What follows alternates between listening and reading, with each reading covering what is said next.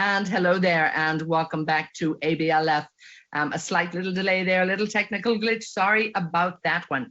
But we have some great conversations happening here today. And I'm personally delighted now to be joined by the Vice President and the Regional Head of Tata Consulting Services in the Middle East, Africa, and indeed for the Mediterranean region. Based out of Dubai, my guest has been in the business for more than 30 years, close to 30 years, not quite there yet, working across several geographies and industries, of course, with the company and making him one of the top leadership personalities in the organization. So we're very, very happy he's bringing all of that skill with us today. I'm absolutely delighted to welcome the Vice President and Regional Head of Tata Consulting Services. Sumanta Roy is with us. Thank you so much for joining us, sir. Thank you, Edna. It's a pleasure to be here, and I'm looking forward to having a wonderful conversation with you and indeed the entire audience who might be watching now. Thank you so much for having me. Great to have you. And we have, a very dynamic and diverse audience. And looking at, a group like the Tata Consulting Services, looking back on the year, in terms of how this has been for global business, and particularly when we look at the digital transformation that was so well underway and is still underway. But perhaps you might give us your overview as you look back and talk to us a little bit about, the digital transformation, particularly in the IT services sector. Right. So, see, if you look at it, early 2020, when the pandemic hit us like a ton of bricks, quite unexpected, in fact, nobody was prepared for it. But some people had taken certain measures inside their organization, and they had tested certain things out, and they had charted a course of digital transformation already. And now, if you look back, after a year and a half, the people who had started on the digital journey have recovered the faster compared to the other set of people, which makes it, eminently clear that, that is the way of the future. The other side, from a technology perspective, that is one. The second is, of course, the people. And I'll probably talk about that angle a little more. But the people angle is also very important, because if people are working from home, how do you keep them engaged and make them part of an enterprise?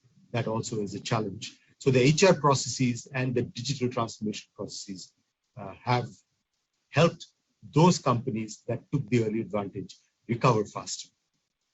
Yes, indeed. I've always said, really, it's all about the technology and the talent. You have to really keep both of them almost on a parallel line, so to speak.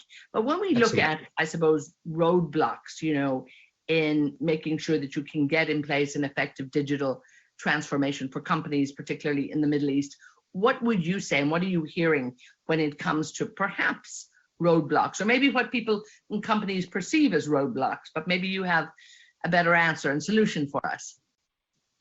So if you had asked me this question 6 months back, I would have given a completely different answer, and that answer would have been in the lines of, we look at technology and sometimes forget the process. We forget to take into cognizance the skill set of the people, etc., internally. But today, if you ask me which is the biggest stumbling block, I would say, and it's not just in the Middle East and Africa, it's across the globe, I would say the lack of digitally skilled manpower. So what has happened is the digital journey that the organizations were trying to put in place over a 3-year period, they now want to squeeze it in 10 months. So the supply side has gone up 3 times, simple math. Okay, what they wanted to do in 3 years, they're doing it in 1 year. The demand side has gone up 3 times. The supply side hasn't gone up, right? The same set of people are available. And that is currently the largest or the biggest stumbling block, in my opinion, right? And the only way to do better is to be able to train people faster through multiple ways. There's no other answer. Let's just stay with that for a moment, because I think it is a challenge for every company around the world, and particularly, I suppose, when this has been fast-tracked now. Many of the companies, and I think too, particularly in the Middle East, a lot of that digitalization was, put in place already. So it was a bit of many people playing catch up. What are you doing in your company to bring, more people on board, to train more people? And, what can the educational system do perhaps? But there really is a very, very urgent need, I'm hearing, to make sure we address this manpower issue. Right. So the good part of the entire digital transformation is manpower also is now in the cloud, in the sense that for a project in, let's say, Dubai, you could have the person sitting anywhere, right? Could be in Washington, could be in Mumbai, could be in Jakarta, Tokyo, anywhere, right? So that is one advantage. So the ability for a company to enable that is very important, that you are not dependent on a set of people in a given place to deliver for your customer. So you could draw from the cloud, the human capital cloud, so to say. So that is number one. The second piece is that the ability to train also has to go digital.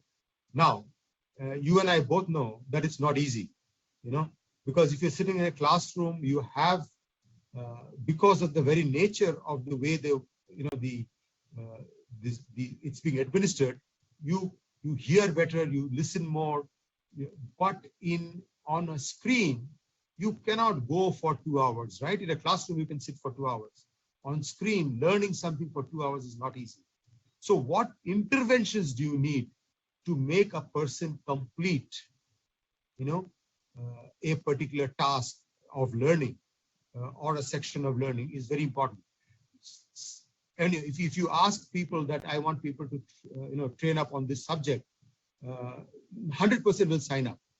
Only 10% will complete. So bridging this 90% through interventions appropriately and at the appropriate time is a skill by itself, and organizations have to learn that skill.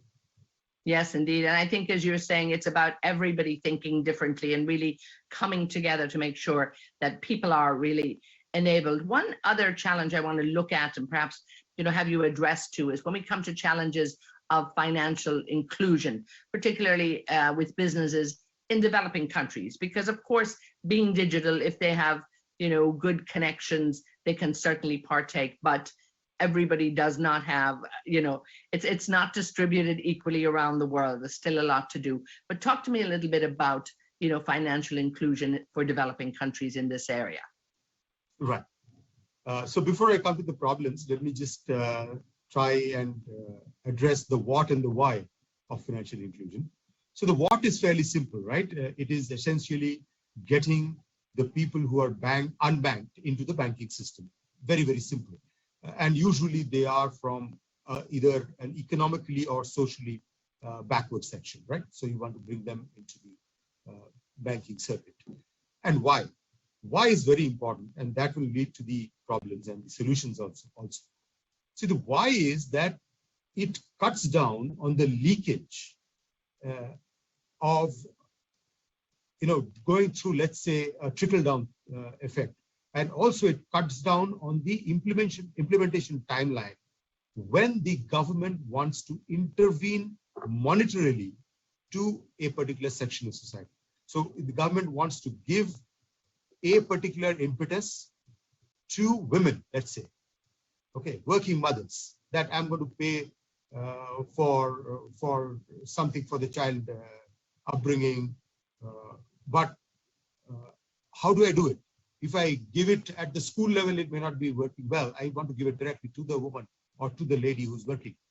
So financial inclusion is possible only if the unbanked come into the banking sector. That cuts down the entire loss in the chain, otherwise the financial chain that would have taken place. And it cuts down on the time to implement. So those are the reasons. That's the why. Now the problems are threefold.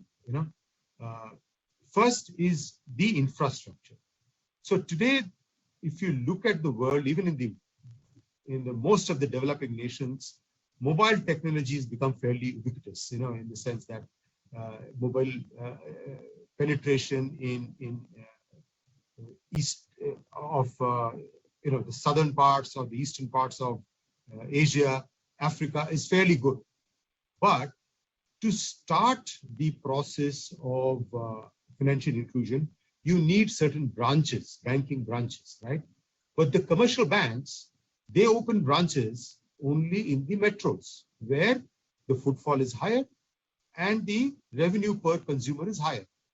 Therefore, the government has to do certain things in terms of stocks and in terms of legal recourses to force and incentivize the commercial banks to open branches in sparse and rural areas to ensure that the financial inclusion process kicks off. So that is the first challenge and the solution. The second problem is around the data. In developing nations, if you are above a certain age, for example, you would not have a birth certificate. Okay. So some KYC records, a lot of the KYC records, you may not have. So the data is a problem. Secondly, if you look at the residential data of people also, people are living in shacks, they're living in shanties, the same house is being lived by 20 people. So the address is not unique, and that causes several problems in the overall KYC process. So if you look at, let's say, India, the KYC process itself was significantly simplified. And there was one document which was called the Aadhaar card, which served both as the KYC as well as the address proof. Same with Bangladesh, they created no-frills accounts for micro lending. Same thing. So the data is an issue. And we have to work with minimal data. We can't work with the set of data that is required for regular or high net worth individual banking. The third is the consumer behavior. Okay? See, the financial literacy, maybe actually even the literacy, right, just financial, of the consumers is fairly low, right? The people who are enjoying the benefits of financial inclusion, which leads to certain things. For example, if a person is depositing cash in a bank, the person wants a signed receipt that I have deposited the cash, doesn't believe in an OTP or an SMS from the bank. Now, this is a behavioral issue. And when people insist on a wet signature receipt printed, the cost of operation goes up. When the cost of the operation goes up, the entire process is stretched and burdened, right? So three problems: infrastructure, data, and the consumer behavior. And of course, these are problems I think we so often forget about when we are, looking at our own, use of mobility and how companies respond, in the Western world. We have so much access, we take it for granted, and we really have to look, at bringing everybody in and leaving nobody behind. This is something I think, the digital transformation has to do, and we can do it. But as you say, overcoming these problems, and they're simple enough, but they really, they need, the political will and, the commercial will, I think, to get there. Talk to me about, the real need for agility, for flexibility, in companies. And we're looking at what has happened with this pandemic.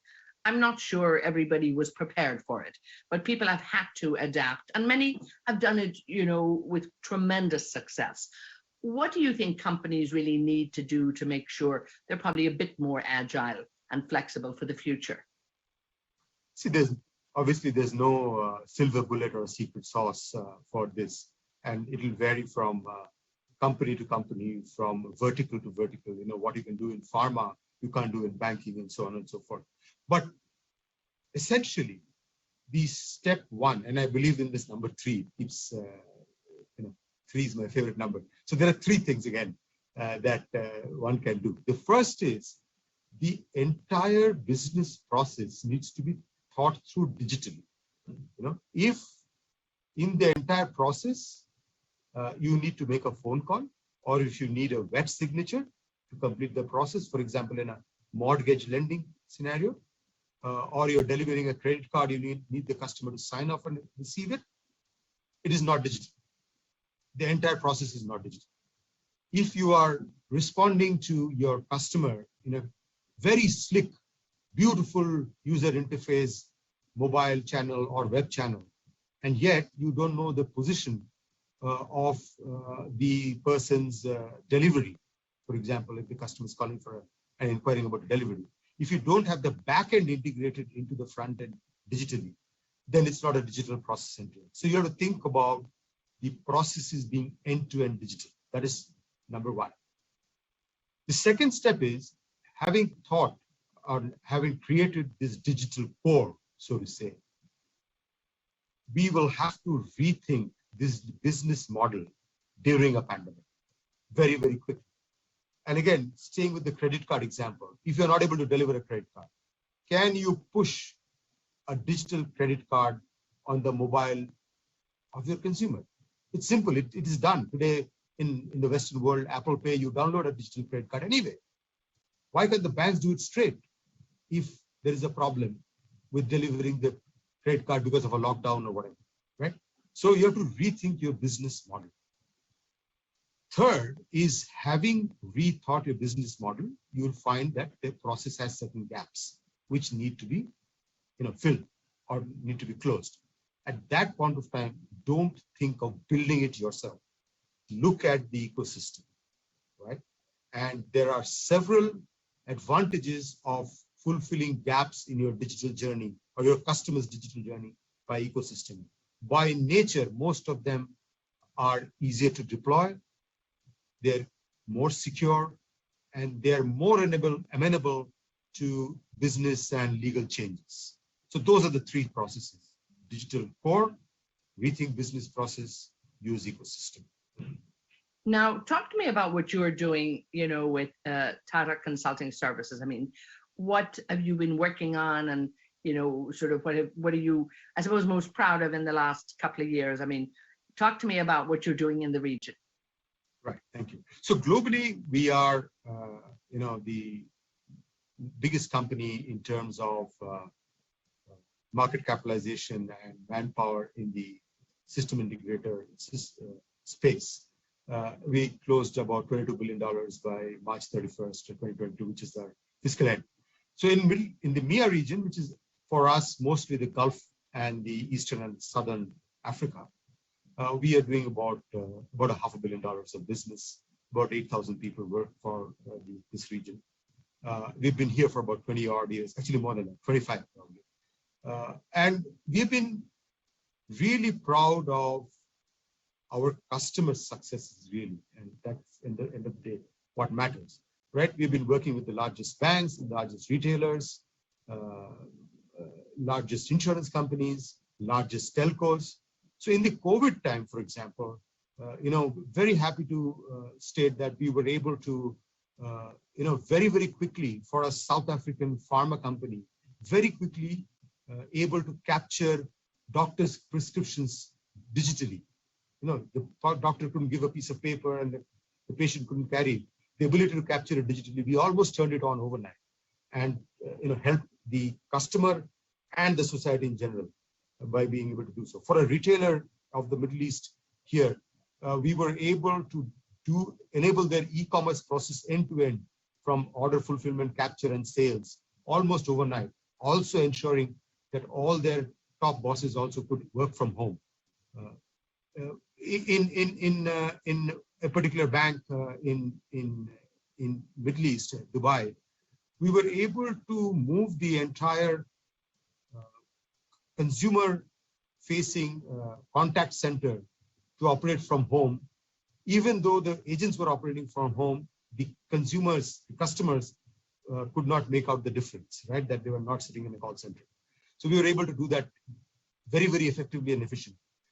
But beyond that, we were very, very proud of the digital transformations we've done for large telcos, especially in Saudi, in Dubai, in South Africa. We work with large banks. We work with the central banks in Kuwait, Saudi, Qatar. And if you ask about one thing that I'm really proud of, I would call that out as the all-women's center that we run in Riyadh, Saudi Arabia. It is now 7 years old. It has about 800 women doing work for global customers. and 73% of the women are Saudi women. So we enabled local Saudi women talent, and we did it much before anybody did it. I mean, it's 7 years old now, and I'm mighty proud of this, thing that we've done in this region. And indeed, so you should. And congratulations to you. And I think a great example for what global companies like you can do. But that's a tremendous story. And well done. And I hope we're going to hear more examples of that. But again, I can see you come into companies very much as a partner to help enable them. But when we look at digital transformation, and yes, you have big clients around the world, what can smaller companies, medium, small business and organizations, what can they do in terms of making sure that they become, and they have to become part of the digital economy and transformation? Tell us a little bit about that. Right. Thanks for that. So, I'll split the question into two parts of answers. One is what the organizations themselves can do. And they can do this, two things. Again, A, they can take care of.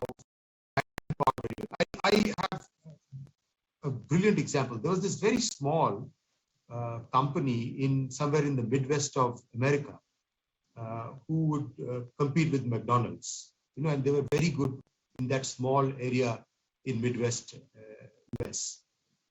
And the reason they found out is that their employees did not leave very easily, whereas the turnaround of employees in large corporates is much higher.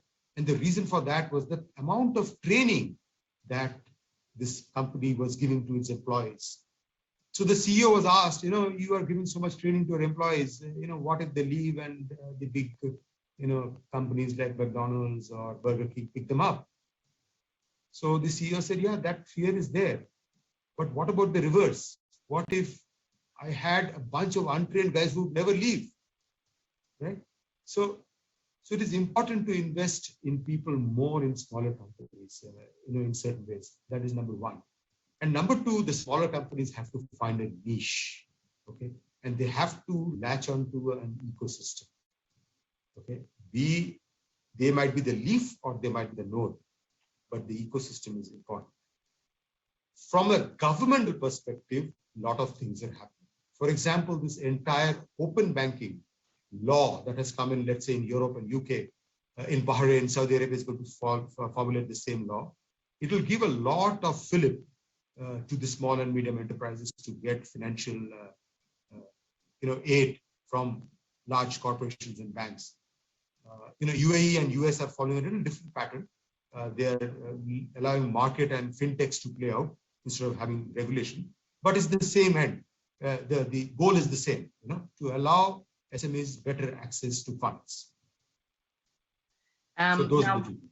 Yes, indeed. So no number three on that one. Gosh, I'm disappointed. But maybe you'll give us, your big number three just as a closing word, I suppose. When we look at digitalization, I suppose years ago people looked at it almost as a disruption. I mean, I think now I often say it's the destination. There is no going back. This is where we're heading, and everybody needs to come on board because it will be advantage for everybody. Just to wrap it up, I mean, tell us your sort of hopes for the future and how digitalization can really enable, great success for everybody. Thank you. So, see, the one issue that people think is that digitalization is a technology problem. They think of the best product from the shelf and implement it. Digitalization is not just technology. Digitalization will mean you think of the processes end to end. So there's a process change. If there's a process change, there has to be changes in your HR processes. For example, you before had a roster. Now people are not coming in. How do you ensure that they're working? The HR rules, technologies, and processes, all three have to change. So remember, this digitalization is technology, it is process, and it is people. All the three have to be in a cohesion. Otherwise, this digitalization process cannot happen, and you will just, be a tick in the box, and it will not yield meaningful business benefits to the organization. But on the other hand, it is inevitable. There is no going back. Everything that we do has to be taught digitally. Otherwise, we will perish.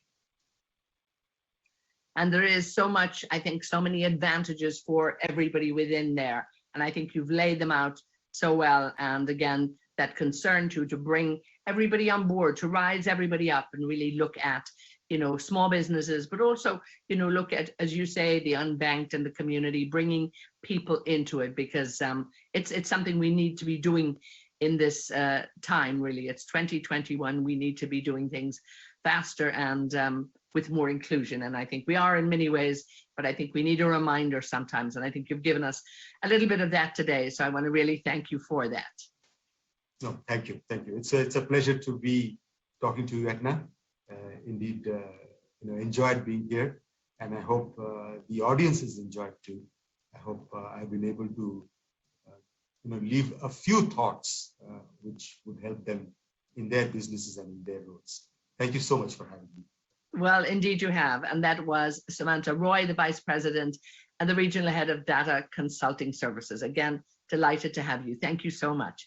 This is ABLF, and we will be right back.